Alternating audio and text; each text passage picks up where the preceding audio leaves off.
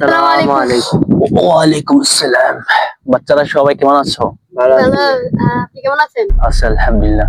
আজকে তোমাদেরকে একটা ঘটনা শেয়ার করব। আজ থেকে প্রায় 50 বছর আগে দরিদ্র পিকানে কোমা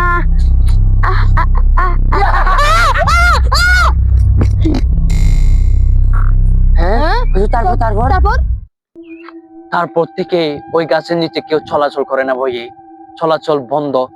বাচ্চারা সতর্ক, তোমরা কখনো ওই গাছের নিচে যাবা না। ওই গাছে কি রহস্য আছে অবশ্যই আমাদের থেকে জানতে হবে। চলো।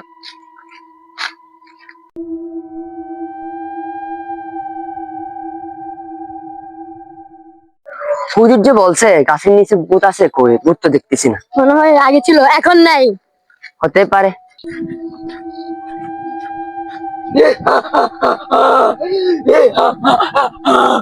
অনেকদিন পর মানুষের গন্ধ পেয়েছি।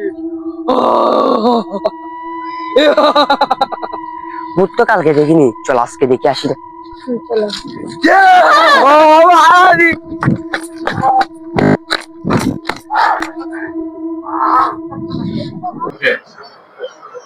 ও আসি রে, স্বপ্ন না দেখতেছি।